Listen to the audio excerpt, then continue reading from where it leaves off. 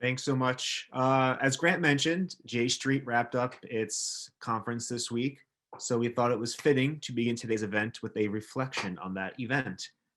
And for that, we are very pleased and lucky to be joined by Philip Weiss, who is co-editor of Mondoweiss, a news website devoted to covering American foreign policy in the Middle East, chiefly from a progressive Jewish perspective.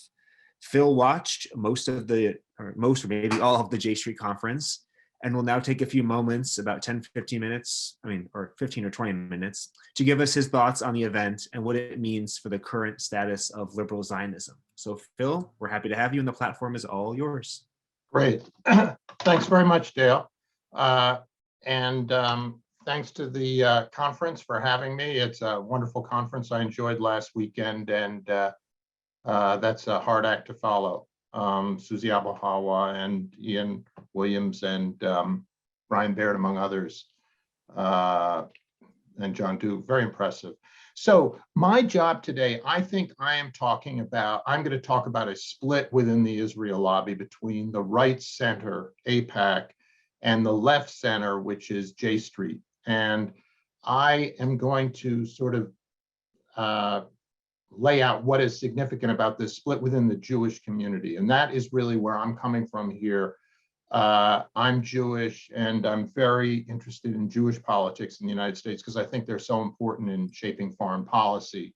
I think, some of that's the elephant in the room, and it reminds me of the old joke about 9 blind people with an elephant trying to figure out what an elephant is. And I think some of that mystification and confusion exists around the Israel lobby and foreign policy. And even in our communities, you'll have a certain analysis of, is it a military industrial complex that's driving material interest, imperialism that's driving our policy in the Middle East? Is it settler colonialism? Is it geopolitical strategy versus China and Russia? And then what is the role of the Israel lobby? And that's really my focus is fairly narrow on the tail of the elephant here. And that is not the evangelical Christian lobby, which is a significant part of the Israel lobby, but the Jewish part and Jewish politics. And so it's very, J Street is now represents that kind of left wing of the Israel lobby. They are, as Grant pointed out, strongly supportive of American support to Israel. They want to maintain a Jewish state in the Middle East. And they want a 2-state solution to preserve that Jewish state. And they are going to lobby Congress to do so. And I think that they have been fairly successful in establishing themselves as an access organization. That's ultimately what a lobby is cares about access. It wants to get access in Washington. And J Street has had over the last 13, 14 years of its existence, 13 years, has had a pretty smooth and strong flight path towards greater and greater influence, to the point that it can claim that most of the Democratic majority in Congress was endorsed by J Street. And the White House, the occupants of the White House, Biden and Harris, were also endorsed by J Street. So that type of endorsement success, and presumably donors, because money is at the heart of the Israel lobby, that should equate to a certain amount of access and influence on J Street's part. I think the jury's still out on that, how much influence it has, and but it is gaining influence. And the question is, what are its goals? And will it be able to maintain those goals in the face of strong headwinds from the left, including events like this conference, which focus on apartheid? And I thought that it was kind of interesting that there was, at the J Street conference, there was even a certain nostalgia for the Trump era. They had a whole video about all these things that had happened under Trump and all the things we did to mobilize against Trump. And personally, he's the last guy. I saw enough of that guy when he was in the White House. I don't want to see him again. And It's painful to watch that kind of stuff, but it speaks to the fact that when Trump was in the White House, J Street could unify, could say, we're unified on the left. We're trying to get Trump out. We have, let's all pull together on this goal. We're against, we're a social justice organization, and we're involved with the progressive left and the sort of more moderate elements of the foreign policy community, that we just want to get Trump out. And now that Trump is out, and J Street was also able to say, hey, everything you want to do in Israel, get rid of Netanyahu, and we're just trying to do that in the United States. We're trying to get rid of our Netanyahu, Donald Trump.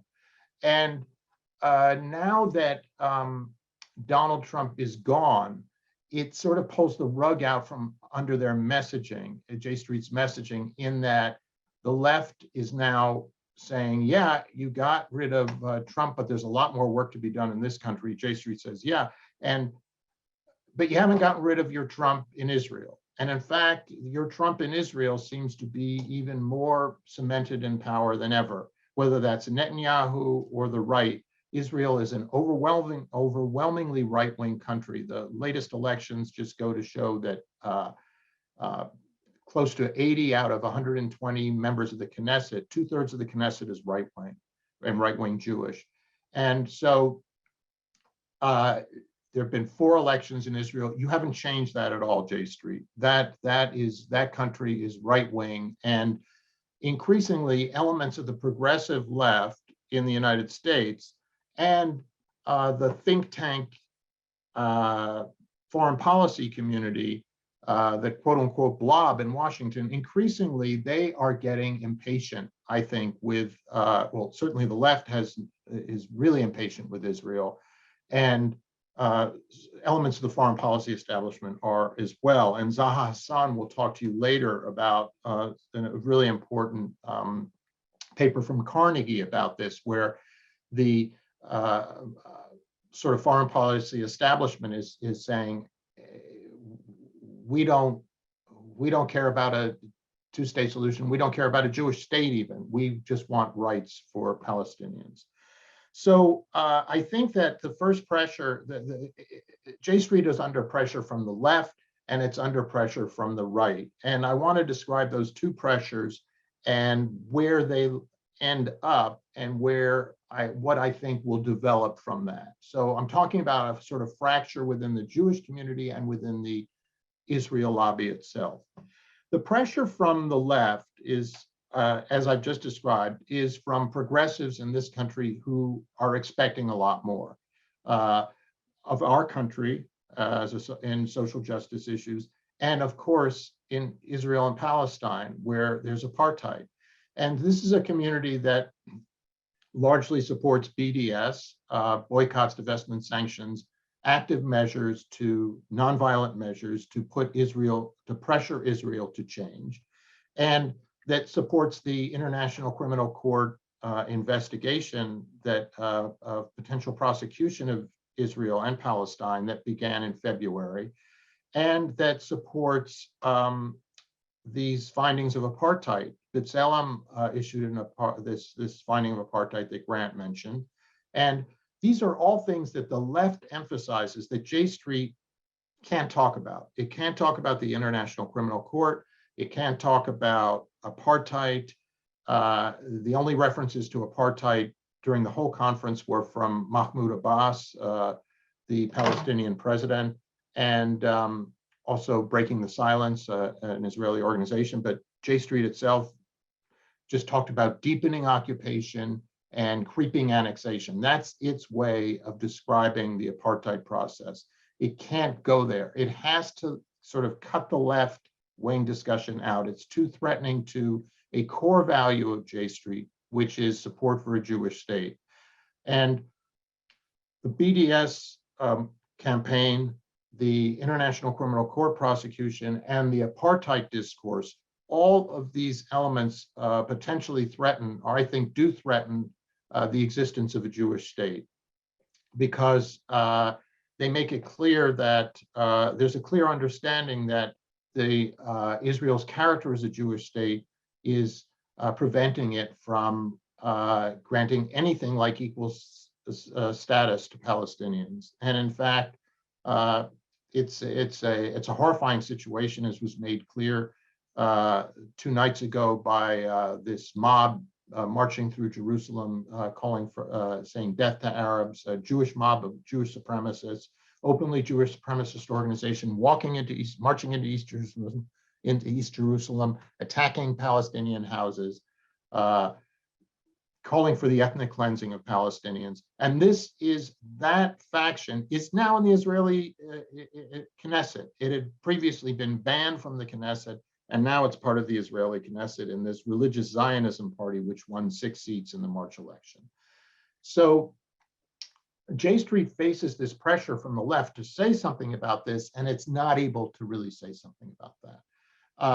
It talks about just deepening occupation. Now, at its conference, and I don't know if Grant can cue this video, J Street did have a number of videos of extremely disturbing events on the West Bank. And one of them is this video you're about to see from Jalud near Nablus, where you see these settlers coming down and throwing rocks at this Palestinian farmer. I mean, it's just a horrifying video. Look at, I mean, it's just, I have to turn away. I've seen this a couple of times. It's so upsetting. And the thing that is the most upsetting about this is that nothing is happening about this. Nothing is happening to stop this. Israel has complete impunity on this behavior.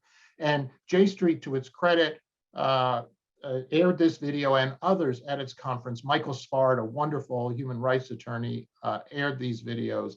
And when the left sees this, and when I think dispassionate foreign policy observers see this video, what they see is apartheid. This is plainly apartheid, in as much as the soldiers are on the settlers' side. This is an occupied territory, and yet J Street is unable to contend with this. On the other side, J Street arose in opposition to the center-right Israel lobby, and J Street does represent a very important break inside the Jewish community. And I think this is something that I don't want to diminish.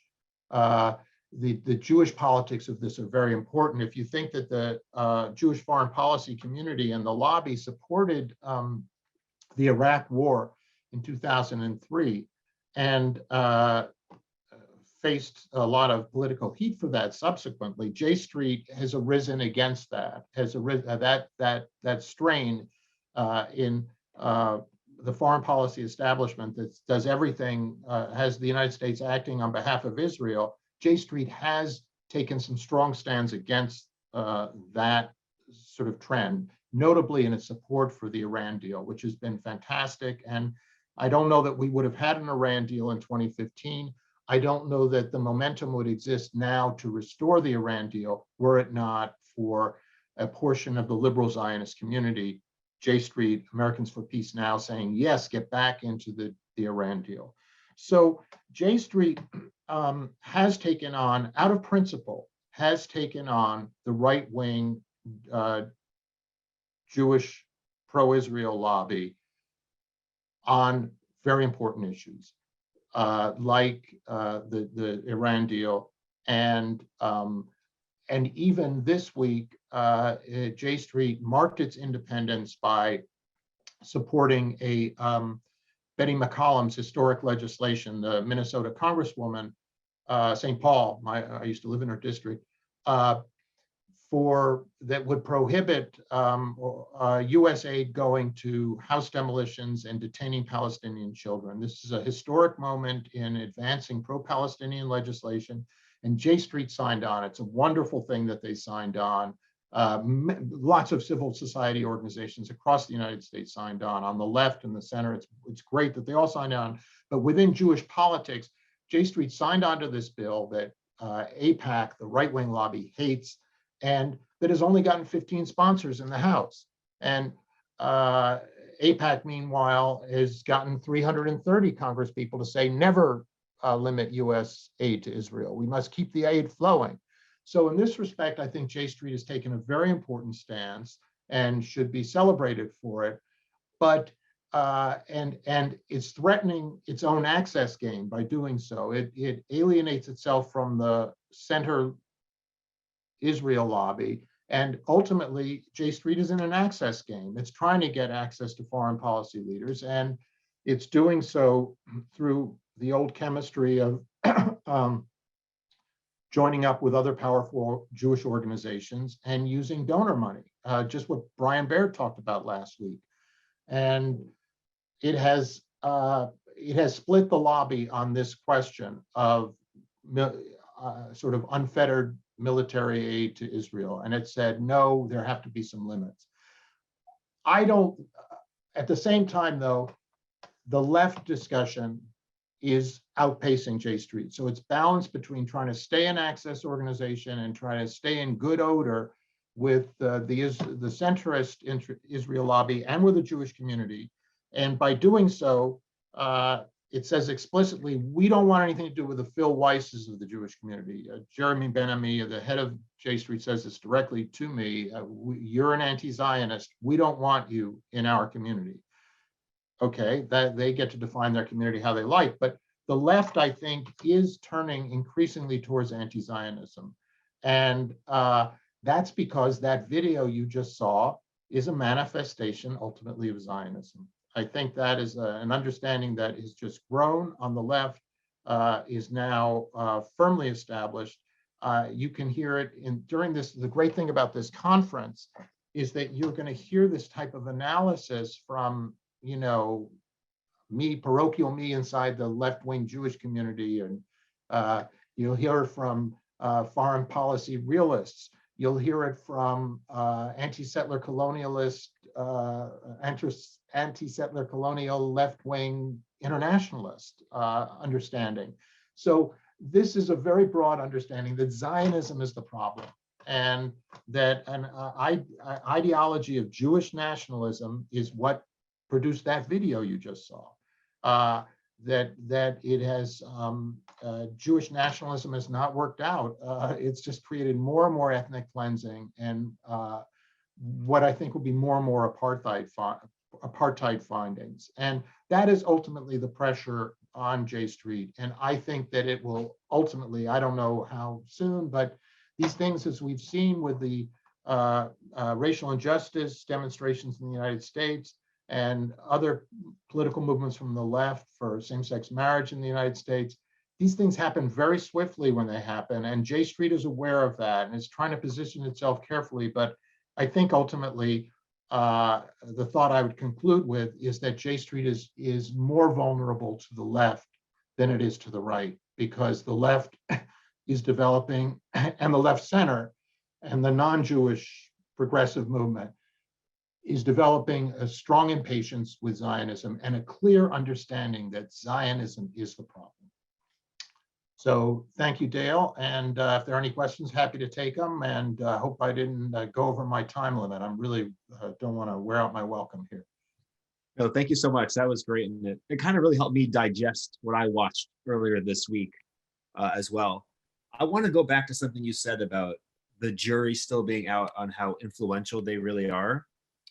Because like you said, you watch this conference and there's a range of views. Basically, as long as you're not the squad on the left or like Ted Deutsch on the right, well, the liberal right, you're allowed to speak at the conference, and that results in a range of views. And you mentioned that the McCollum bill, while endorsed by J Street, only has 15 co-sponsors, and a lot of J Street speakers in Congress actually signed a recent AIPAC letter against conditioning aid to Israel. So kind of how do you see J Street's ability these days to actually kind of move ideas and policy in Congress?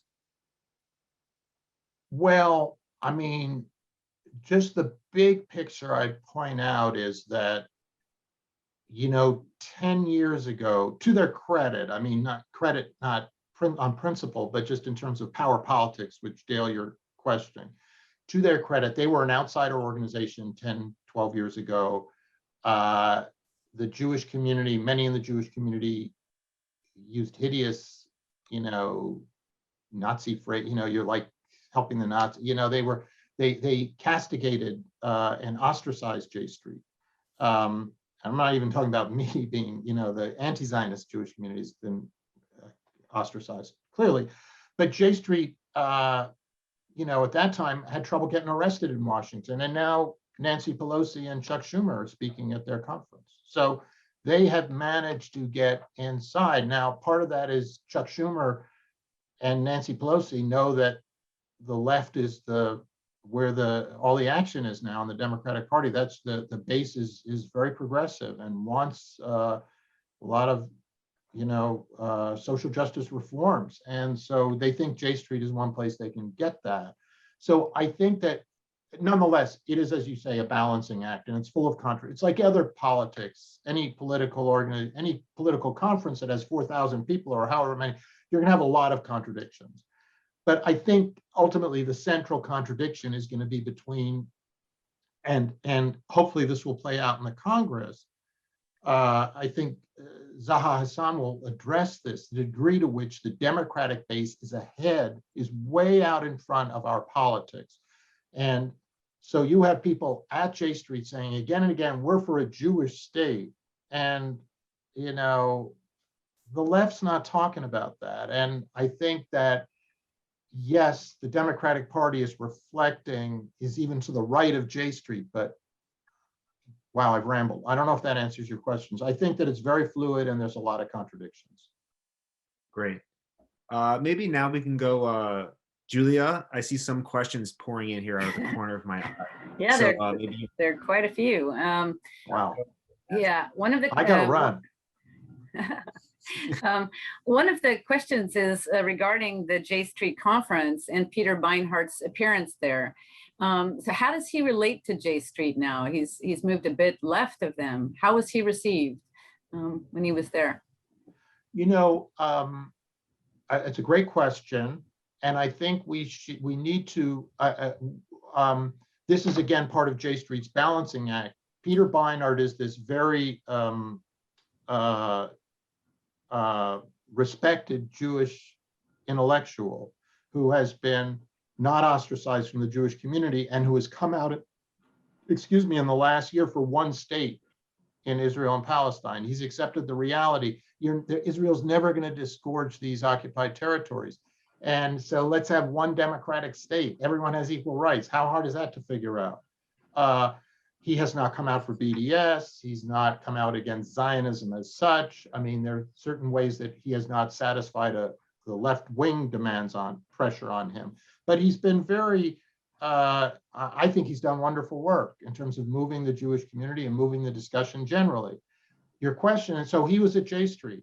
The funny thing about Peter Beinart being at J Street is they didn't ask him about, he was there to discuss anti-Semitism, a different subject. He wasn't there. They weren't putting him on a platform to say, hey, Peter, why are you for one state? Similarly, Michael Svard, the Israeli human rights attorney, has described Israel as an apartheid state in the last few months. They had Michael Svard on, but Michael talked about deepening occupation. So they were very careful to take these figures. I felt J Street was being very careful about taking these left-wing figures who have real standing on the left, and justifiably they've spent some political capital to support human rights and human freedom, all that the left is, all that any of us really who in democracy want to stand for. It took these figures who are pro-democratic and sort of had them discuss subjects a little off their area. So I think J Street is made extremely uncomfortable by the democracy discourse. And again, that's all we're talking about is, hey, can you have a democracy? You have 12 million people there under your control. Half of them can't vote. Another third of them or whatever, 20% or 10%, second-class citizens. Let's have a democracy on an ethnic basis. That's why they're calling it apartheid.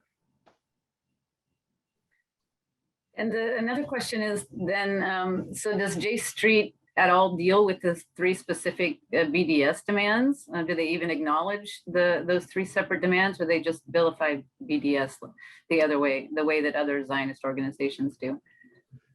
J Street vilifies BDS. We need to be very clear about that, that J Street has supported legislation that went through that describes BDS as an anti-Semit, has as containing elements of anti-Semitism. So essentially, BDS is anti-Semitic.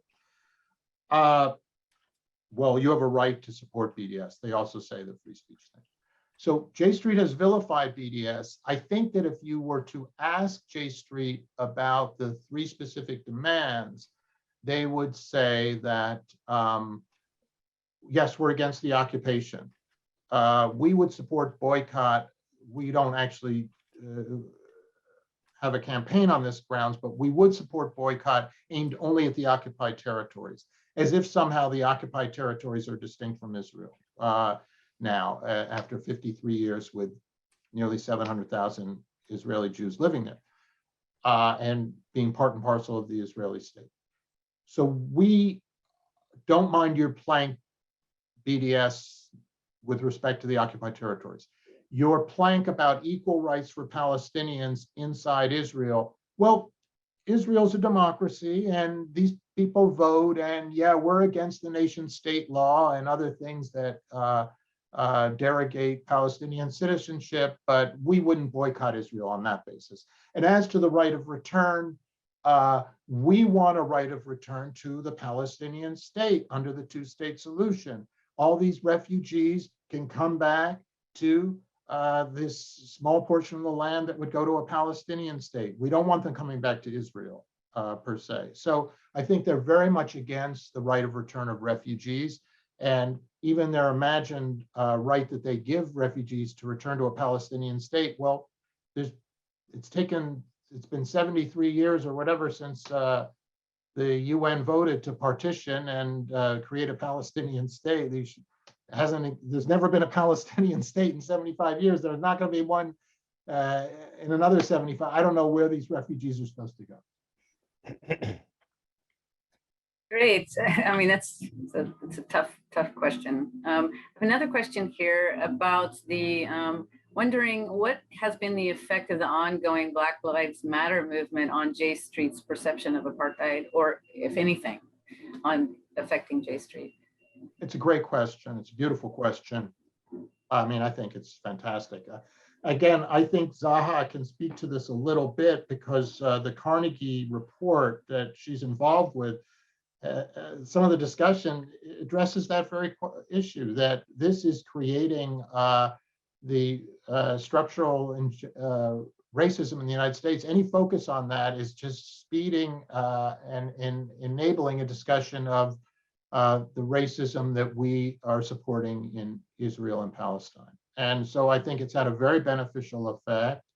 And obviously there are elements of the movement for Black Lives that created a lot of these protests. There's an element of that organization that is very strongly supportive of Palestinian rights. And it has been part of the platform of the movement for Black Lives. I think they've waffled a little on their Palestinian support, but clearly, I mean, someone like Mark Lamont Hill, a great leader on that side of in that movement, has embraced Palestinian rights nobly and has lost his job at CNN over it. And I think that that has played a very big part in all this. And I think that's something that terrifies J Street. J Street is aligned with a Jewish social justice tradition, which is firmly on the side of Black Lives Matter and on the side of scrutiny of civil rights and racism in the United States. J Street is right in the head of that parade, and it's afraid it's about to go to Israel and Palestine, which it will. So I hope I'm not going on too long in my answers. No, I was just going to ask Okay. Dave if we have time for one more question. Right. So how effective is J Street going to be in navigating this smaller and smaller space between the left and the right when they're dealing with Congress or their membership? You know, everything I predict is always wrong.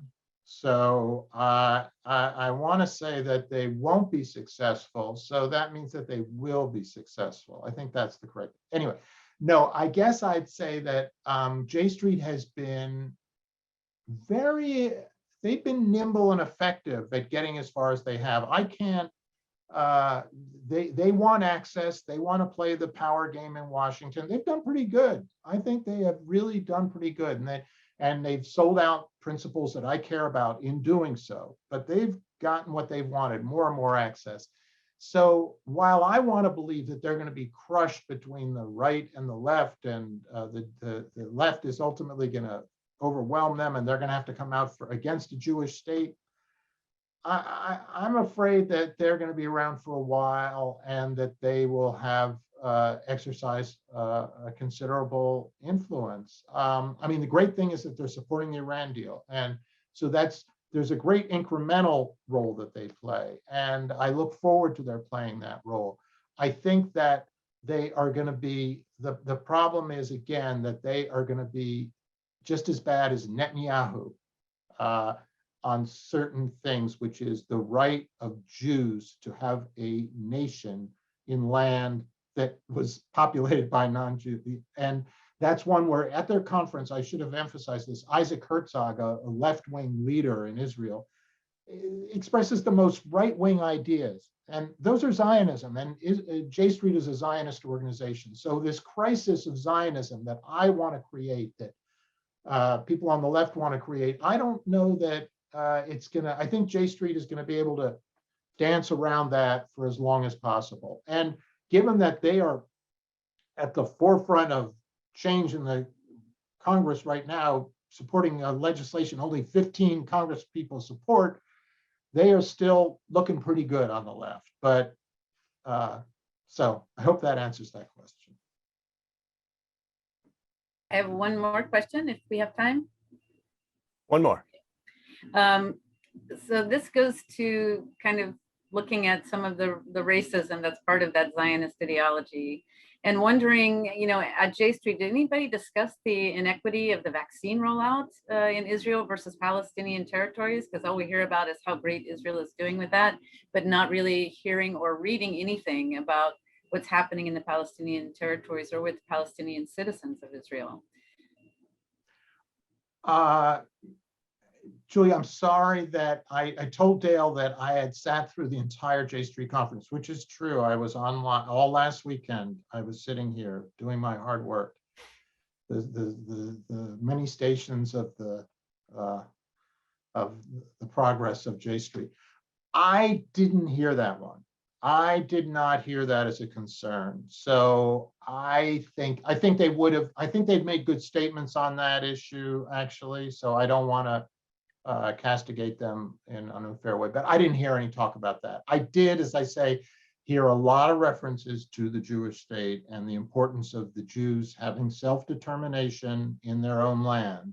And just to conclude, these are statements that Netanyahu makes, and that you heard speakers at J Street saying, finally, historically, Jews have the sovereign right to determine our own fate in our own land.